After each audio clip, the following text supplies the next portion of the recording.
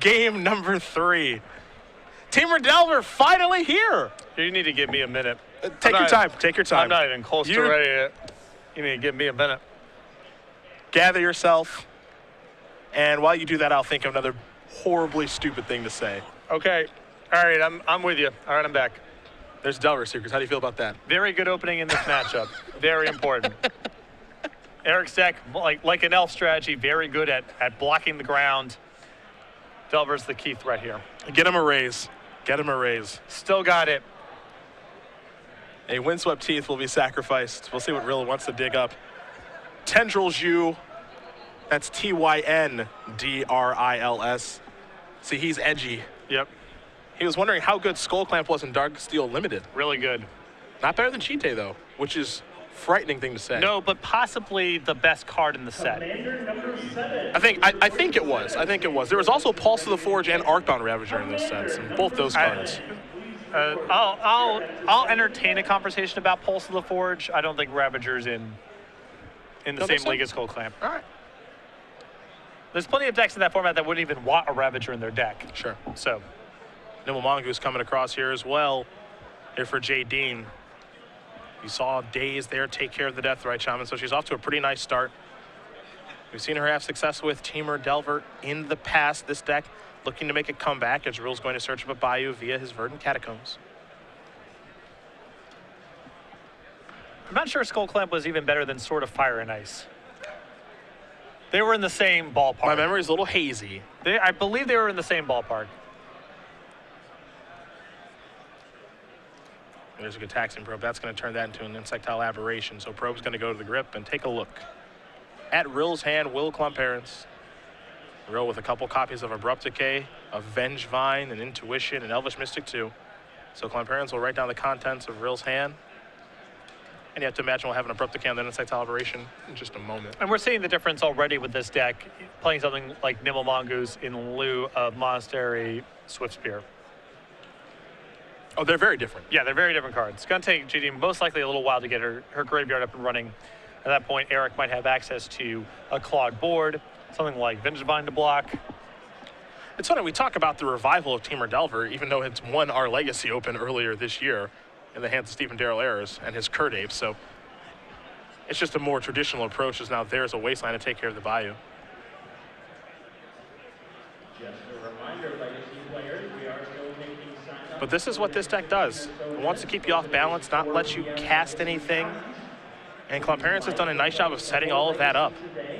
I'm really happy that Jadine has access to Submerge in her sideboard. I think that's one of the best sideboard cards that Teamer Delver has access to, and a card that is not universal in all of these sideboards. Here's a Brainstorm. 3 cards coming, 2 will go back. I mentioned this because this would be a really good spot to have Submerge. It would not be a bad turn.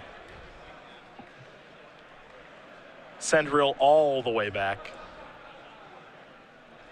I want to know the R&D conversation with this card too. Because, you know, it appeared in Standard at the same time as Hibernation, and I'm just imagining the meeting where they're all like, well, we know that blue is laughably better than green. Green's completely unplayable and blue's completely busted. And we have Hibernation, that's part of that recipe. Okay. But sometimes they only have one green creature in play, and Hibernation's not that good.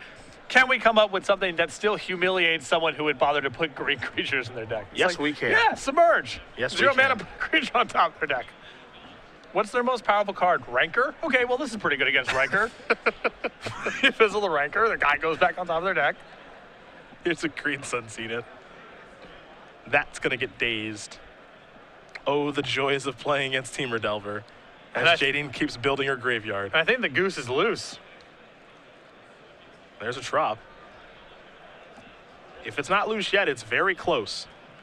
Yeah, and I think that obviously at this point the thing that Jadine's missing is red mana. I mean, I know she has at least one bolt in her hand that I was able to see as she was shuffling around here. I'm sure if she could cast a bolt, she just would not play a Wasteland here. Yeah, get that Llanowar Elves off the table.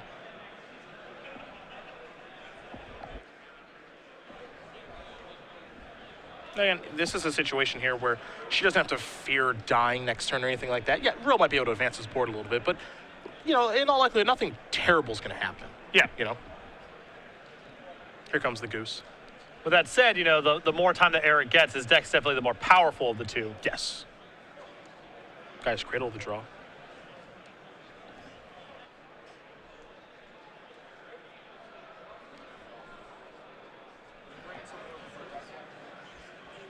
There's Finhorn Elves.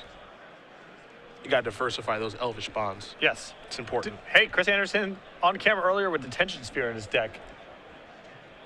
Eric, I think, maybe has taken this a little far. He has one Llanowar Elf, one Finhorn Elf, and one Elvish Mystic. Well, it also allows for some hilarious intuitions where you just get one of each of them. So I respect it. Now here's the Scavenging Ooze. This card is big time trouble for Jadine if she can't get off the board. Like, pronto. We're talking next turn. Gonna need that red mana, like, right now. Because if her graveyard gets nuked here.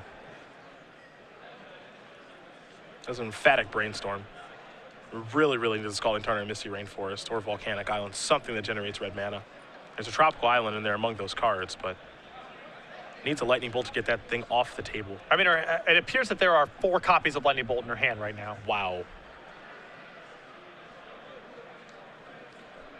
And if she can find red mana, everything is good. She can Wasteland the Cradle, she can bolt the Scavenging Ooze before too much damage is done, and go from there. But if she misses red mana this turn, I'm not sure how she's supposed to get back into this. And if the Brainstorm is taking this long to resolve, I don't think there's any red mana there. Not necessarily. I mean, this is complicated in any sense. Sure. You know, I think there's a chance she's still missing it, but if she can shuffle her deck, this is a really complicated Brainstorm.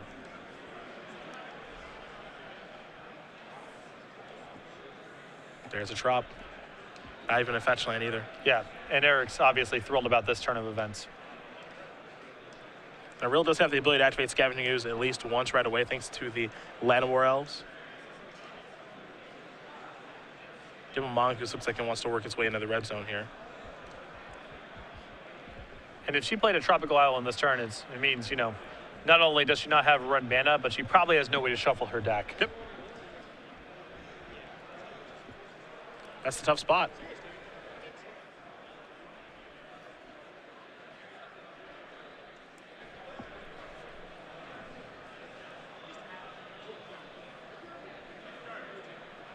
There's Wasteland to take care of the Cradle. Mongoose is going to be pretty big momentarily. So Scavenging Ooze eat that Delver of Secrets. It's going to grow. Well, we're going to head back Rill's way. Rill will take a draw step. I think it was another copy of Intuition, so not with the Doctor ordered. No blue mana right now. But Scavenging Ooze might be just good enough to run away with the game on its own. Well, I don't know if there's another creature in the graveyards, is the big question. Yeah. Because if this Ooze gets to a 4/4, then it's very problematic. Jadine at that point is basically looking for Submerge to catch back up. But if it's a 3/3, you know, in theory, she has a while to be able to find red mana and get the Ooze off the table.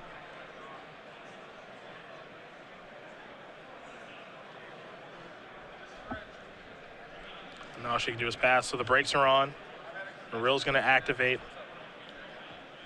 Eat his Deathrite Shaman that was countered very early in the game from Daze. Yeah, now it's big time trouble because Jadine's graveyard's going to get nuked, meaning that her Tarmogoyf and Nimble Mongoose they're not worth very much anymore. She can't bolt the Scavenging Ooze. We know she's Brainstorm line for at least one more draw step. Now here's an attack, and a relatively safe one too. It's a 4/4 into a 1/1. And Rill right now is also, you know, his hand's not very good. No. He's got a bunch of uncastables. Klomparens going to play Gataxian Probe. Bunch of Intuitions, and Abrupt Decay, and a Vengevine. A mess. Yeah. Both players' hands a mess in this game.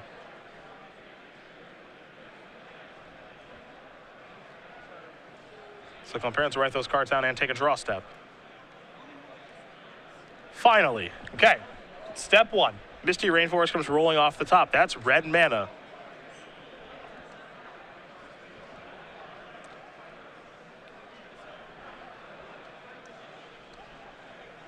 Now we'll see if she can make a comeback here, even though the game is pretty close. She was a bit behind, but might be able to pull ahead.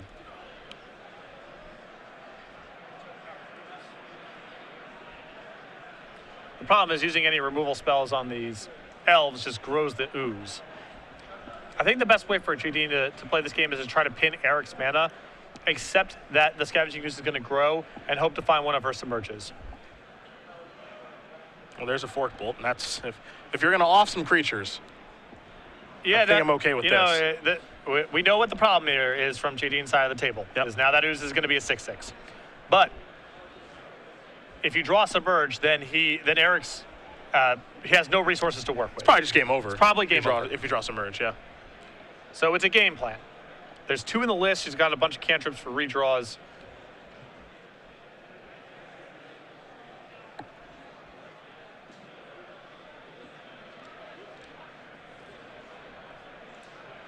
Yep, ooze activation. Kiss that goodbye. Rill gain a little bit of life in the exchange. He's up to 15. Take a draw. Green Sun Zenith. He can go find a Dried Arbor with that if he'd like. Here comes the ooze. 5 damage will be dealt.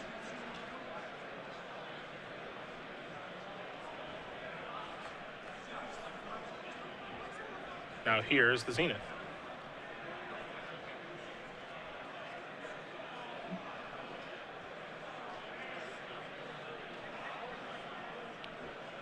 Curious to see what happens here if Jadine has Daze in hand.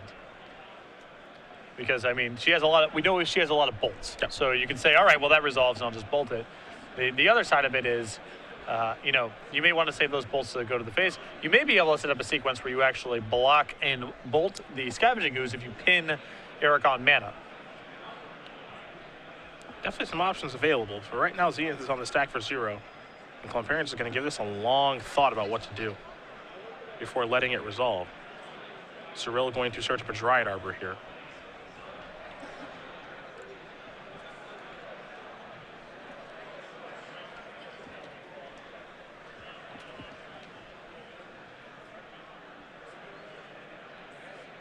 But the lack of mana right now is going to be problematic for Eric. Because Jadine doesn't even necessarily have to get to Submerge at this point. That makes it very easy if she does. But she can just try to set up a board where Eric can't attack anymore because a block plus a bolt takes care of it. There's a lightning bolt. Oh, She's creative, isn't she? this is great. So, yep, Daze for a little bit of a ritual effect here. And then the second bolt to get that ooze off the table. Awesome. And for those who've never seen that before, you lightning bolt. You daze your own lightning bolt. Alternate casting cost, pick up your volcanic island, pay for the daze so that it resolves. And then you replay it, and then cast the lightning bolt again, and that's a unique way to generate 2 red mana in 1 turn. Which would explain the reason not to daze the Green Sun's unit there, was because the daze was just being used as a mana fixer. Yep. In a roundabout way. And now the goose is loose, and oh boy. And that card's really bad for Eric's deck. The Lava Man, Grim Lavamancer. Now, Eric drew a good one that turn, to his credit. He drew a copy of Tropical Island, which means that those 3 intuitions in hand, well, now he can finally cast one of those and maybe go on the Vengevine plan. Well, it's got to be quick, whatever he does. Oh, no because kidding. He's dying pretty fast here. They'll pass the turn back over to Klomparens. Klomparens will untap and take a draw step here.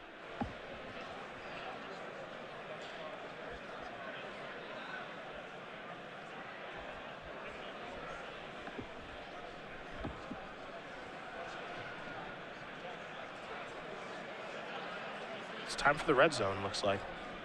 At least with the goose, though Klomparens thinking about Grim Lavamancer as well. So she'd rather activate the Lavamancer. We'll see what she wants to go after. Either Rill's face or the Dried Arbor. Yeah, I imagine if we're doing this now, it makes sense to be going after the Arbor. Force Eric's hand on intuition or whatever he's planning on doing. Though it still does seem to be under consideration on what Klomparens does want to do here. It's time in round number 5. Active player finish the turn. Decisions, Then decisions. proceed with up to 5 additional turns to complete your match. Once again, Legacy Open players, that is time in round number 5. Floor judges, please find an open match. All right, she looks happy with a Lavamancer activation. Figure out what cards to remove, make sure the graveyard's still big enough. Going after Dried Arbor. Dried Arbor's going to bite the dust. There's Intuition. Intuition will resolve. We'll see what Rill wants to search up. Vengevines is the easy place to go, though he could get a little bit more creative. Well, 3 copies of Vengevine would, in theory, at least represent a kill, because if 2 came back, that's 8 points of damage, assuming Jadine has no blockers. But Jadine is working with a lot of information from an earlier Gataxian probe. Knows Eric's hand is mostly removal.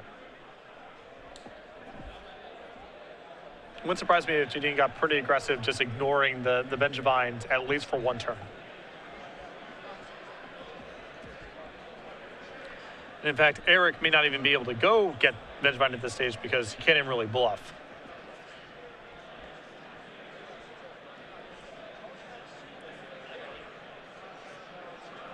I'm really going to give this a long thought. Just a couple of lands this go around. 2 Windswept Seas and a Misty Rainforest, so not ready to go towards the Vengevine package. It also looked like he was considering Cloud of Fairies as well.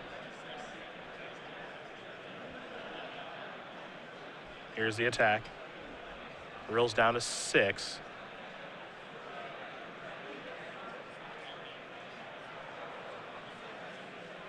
There's Misty. Oop, there's a... Who are you? That's a stifle. Yeah, that is. Whew. And that's 5, and then that's 3, and then that's 2, which means it's 0 for Eric Rill. That is good math right there, and that is going to do it. Jadine Klomparens going to win this game, this match here over Eric Rill. 2-1. Teamer Delver will take care of Cloudvine. Not a great showing for Cloudvine on camera this weekend. No, it has not been. And both times it's kind of been undone by the sort of disjointedness of it. The Elves deck was a little bit more efficient.